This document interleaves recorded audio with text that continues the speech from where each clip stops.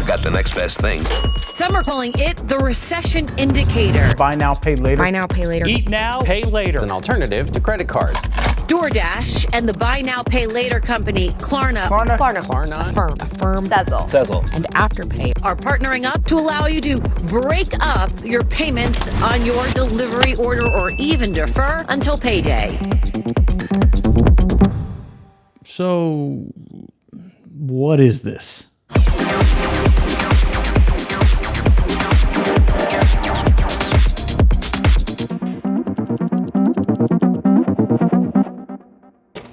When it comes to these larger buy now, pay later services, with the kind of data-driven kind of risk profiles that they have, they can kind of account for people not paying them off or disappearing or whatever. It's like a loss-leading kind of thing that doesn't matter as much.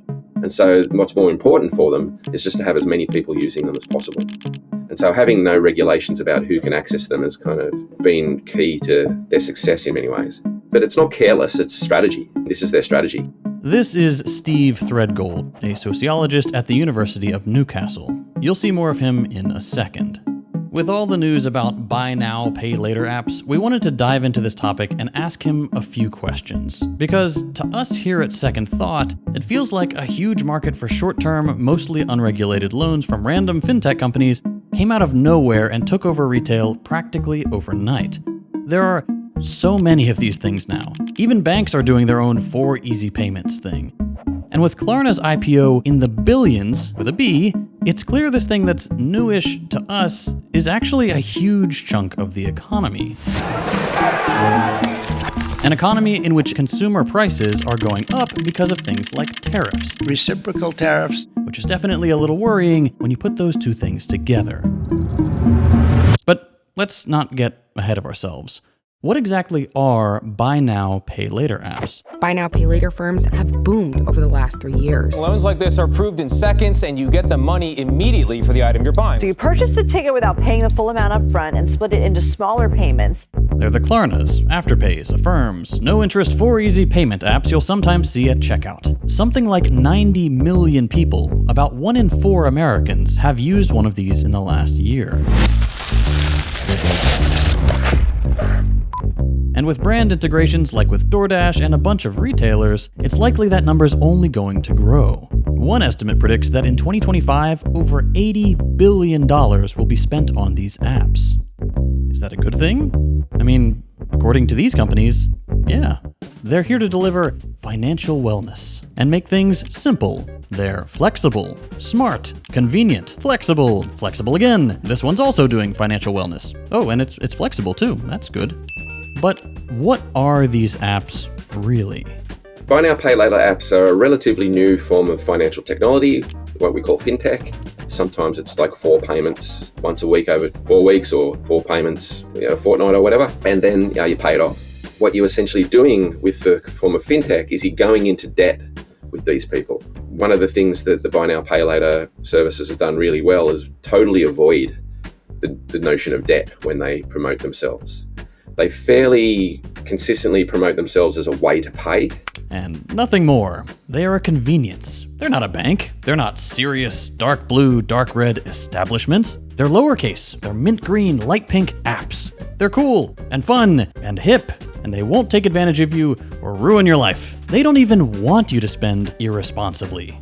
We're actually all about responsible spending. We never want to lend to people that can't pay us back. We don't want you overspending or buying something you can't afford. Whichever flexible option you choose. And that's all good. But is it true? No. I mean, maybe. We don't exactly know. We know how these apps work, technically, but not with a ton of detail. Like, to turn a profit, these apps do a few things that we know of. Pretty predictably, they're middlemen who take a cut from both sides of the transaction. They get a commission from the seller, and if you miss a payment, you'll get hit with a late fee. If you pay off the debt on time, it doesn't cost you anything extra. But if you miss a payment, if you're late, they charge you fees, late fees. So unlike credit cards, they're not charging you interest rates. It's normally like $10 or $20 or something. But the research has shown that missing payments is essentially the equivalent of big interest rate payments anyway. They also charge the vendor. So the vendor pays 1%, 2%, 3% or whatever they negotiate with these services. And then it's up to the vendor to decide whether to pass that increased cost on to the consumer. But that's not all. You probably saw this coming, but another chunk of this business is happening behind the scenes. The other thing that happens here as well is that these apps obviously create a lot of data, and the data itself is a commodity that they buy and sell and package up and use for different purposes and sell to different data cartels and stuff like that as well. What's the balance of these things in their final numbers? I have no idea. These BNPL companies aren't regulated very well, and we'll get to why in a second. But that means they don't report much to credit agencies. We don't know how much debt is on these apps, or how many people are defaulting, or how they make their money. Klarna CEO says that only about 4% of users are charged a late fee, but a survey done by Bloomberg found that number was as high as 43%. So, who knows? But in any case, when you're part of that group, regardless of how big it really is, there can be some pretty dramatic consequences. For the most part, young people are using these quite well and not really getting into a lot of trouble. That said, we do have some examples of people getting into lots of trouble. We had one participant, for instance, that ended up in about 70,000 Australian dollars debt, spread across, to begin with, credit cards when she was in her teens, and then later into her 20s when buy now, pay later became a thing. She was using multiple versions of them. She signed up with her name. She signed up with her maiden name before she got married. She signed up through her husband's name. Then they had a bit of bad luck. The husband borrowed some money to buy a car. He lost his job. The car got repossessed. And then all of a sudden they're kind of chasing their tail and getting debt collectors on them and stuff like that. And cases like that aren't unusual. In another case, reported by Jacobin, a BNPL user had some problems getting to his account when he switched carriers. He tried to fix it by contacting customer support, but he found out that Klarna had replaced their customer service with AI, something the company is very proudly advertising, by the way. No one could help him get back in. Because he couldn't pay his debts, a couple $100, Klarna sold them off to debt collectors. And that tanked his credit score by about 300 points until his story hit the press and a real human got in touch. And you might be thinking, so what? And you know what? That's a fair question. Debt has always come with these risks. Credit cards have been around for decades, and credit card debt can be just as innocuous or devastating as this stuff. Here's the problem though. These apps are just less legit, or a little more predatory, and they are desperate to keep it that way. It's not that what's happening is new, it's that it's worse. Howdy friends, JT from the future here. I just wanted to take a quick second to do a shameless plug for Means TV, both because it's awesome and because being a dirty communist on YouTube is looking like more and more of a losing proposition.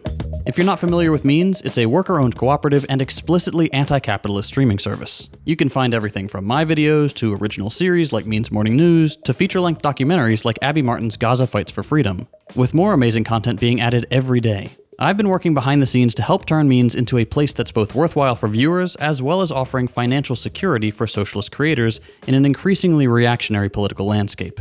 Every creator on the platform has a unique link that when anyone signs up using that link, that creator directly benefits from the subscription. I have mine in the description below, but if you really appreciate another creator's work, make sure to use their link instead. All of us at Means are trying really hard to build an alternative media ecosystem that is ideologically dedicated to sharing left-wing perspectives. With Means TV, we're able to say things the way they are. No pulling punches, no beating around the bush to trick the all-seeing eye of the algorithm. Means gives us the freedom to make the content we really want to make and say the things we really want to say. There's even a community forum where creators can engage with each other and fans right on the platform. As a little thank you for watching our channel, if you sign up with our link, or another creator's if you prefer, you can get your first month 20% off. Or for an even better deal, you can opt for the annual plan and get the whole year 20% off. A full year of Means TV will run you less than $90, which is like the cost of a single DoorDash meal these days. Every person who signs up using a creator's link is directly contributing to the financial stability of that channel and the entire cooperative media project. None of this would be possible without the generosity of viewers like you. Means TV is entirely grassroots funded, and it always will be. So if you'd like to help support our work, consider signing up for Means TV using the link below. It really does help the team here at Second Thought and dozens of principled socialist creators across the platform. Thanks for your support. All right, back to the video. Okay, so what makes these apps more dangerous? Well, for starters, Getting a line of credit at a bank is just harder. These apps are predatory in the same way that mobile gambling apps can be. Not just because they're designed so that the house always wins. The house always wins. The house always wins. The house always wins. The house always wins. But because it's just so easy to get into. And that's whether you're desperate for cash or just curious about the convenience factor. They've largely removed things like credit checks and even the most basic safeguards like checking you are who you say you are or having you show up somewhere in person, meaning they can grow pretty recklessly. They're very easy to get. We have evidence in some of our research of young people signing up to multiple versions of these, using different names. It never really asks any real questions that or held to account about whether they can afford to kind of use these things. But that's just step one. Once you're in, they are also very good at keeping you on the app and encouraging you to spend beyond your means with a bunch of little tricks. A lot of kind of platform app spaces are gamified and they use gimmicks in various ways. Firstly, the buy now, pay later apps tend to have a limit of spending, say it's $1,000. But if you pay, your first two things you buy, if you pay them off on time, you get rewarded, in inverted commas, with an increased limit. So it'll go from $1,000 to say $1,500 or $2,000. And that often happens even if you don't ask for it, right? So you might actually want the $1,000 limit because you think it's a kind of good form of discipline for you. You don't want to go beyond that, but it'll just be increased anyway. And so this is very much like a game, like you're being rewarded there, for completing some tasks, like, many games. They'll incorporate like things that feel a bit like Pinterest or feel a bit like Spotify. I think Afterpay is the one that for a while there at the end of the year was like doing its own version of Spotify Wrapped, where it would kind of put up all the things you bought and say, oh, you remember when you bought this and what about that? And these are the things you bought most this year. And like, maybe you should think about buying something else like this in the future, right? Our research participants are often quite ambivalent and sus about this. I'm sure you've seen this before. It's manipulative, but it's also kind of obvious. Even with the 4 easy payments thing, you can feel yourself being tricked into believing you're spending less when you know you aren't. We're not stupid. Every company and advertiser does this. But it is icky. The part that's more straightforwardly messed up, though, is the political and economic side of things. For one thing, these apps aren't regulated like credit cards, and they're fighting tooth and nail to make sure they won't be. With banks and credit card companies, there are things there that protect you from being screwed over. Policies like the Truth in Lending Act guarantees your right to dispute charges, get a refund, get clear information about the terms of your credit card loans, and what fees you'll be charged for a late payment. Basic stuff that makes sure banks can't just do whatever, and which is so normal we just expect it from every financial service. Basic things that would protect you from having your credit score drop 300 points over a technicality. That doesn't apply here. These apps don't want you to think of their 4 easy payments as loans or credit or debt, which is what they are. They want you to think they're a service. And if convincing you works, their hope is that it'll trick the government too. Except last year, the CFPB, the Consumer Financial Protection whatever, started looking into these companies and making sure they would follow something like the Truth in Lending Act. In response, the FTA, a lobbying group that represents Klarna and all these other companies, spent over $210,000 on politicians like this guy to block these laws that apply to credit cards from applying to them too. Klarna on its own spent $570,000 on top of that. And to seal the deal, the FTA even filed a lawsuit against the CFPB. And all this pressure is kind of working. Earlier this year, the Trump admin, with the support of tech oligarchs like Musk and Bezos, targeted the CFPB, defanging the agency so that these sorts of consumer protection rules that apply to credit cards wouldn't even be enforced. The Consumer Financial Protection Bureau has been shut down by President Trump, at least for this week and possibly much longer, perhaps permanently. Over the past few days, the Bureau's headquarters was closed and employees have been ordered to stop working. Trump has said he wants to eliminate the CFPB because of waste, fraud, and abuse, although no evidence of those allegations has been offered. There's no consumer protection left, really. There's only what these apps can get away with from a PR standpoint. And all this matters because of where we are right now. We're in a cost of living crisis. Housing, education, healthcare, and increasingly consumer goods too are just straight up unaffordable. We're underpaid, underemployed, overcharged, and exploited. And instead of our politicians responding with wealth redistribution, increasing unionization, raising the minimum wage, or putting caps on food, shelter, and care, they've gone all in on letting these extractive companies put us in debt and charge us little convenience fees along the way. We're constantly paying these kind of small fees off all the time. So everyday life in this sense has been increasingly financialized, and fintech is key to that. We all now have our banking apps, our buy now, pay later apps. People are doing crypto and buying shares and gambling, and rental properties now are often paid for through apps, and you have to pay a little service fee for that. Capitalism is a cruel system. Not intentionally, it's just the consequences of the inherent logic of capitalism. And these apps are part of the infrastructure making us cruel promises. Apps like these promise us they'll deliver the good life, which, with how everything's been going, really just means a decent, normal life. Buying clothes and food and paying rent, going to school, stuff that's not a lot to ask and could be accessible to all if we didn't have billionaires. These apps not only reinforce that drive to consume, but they give us access to that promise with an asterisk. The problem is, it's now impossible to achieve that any other way. Worse even, by getting the good life through this predatory, exploitative debt, we make the alternative even more impossible. These apps are turning a profit and are actively using the money they're siphoning off from us to build a deregulated, empty shell of a government that won't enforce a minimum standard of living. At the end of the day, they want to be the middlemen who can turn a quick buck off your desperation. What better, then, than to make sure as many people as possible are desperate and vulnerable? And while it's mostly for consumer goods today, the model they're building is working, and it's scary. Healthcare companies are doing buy now, pay later too. Health insurance, run on AI without any credit checks, right as more and more people are paying out of pocket.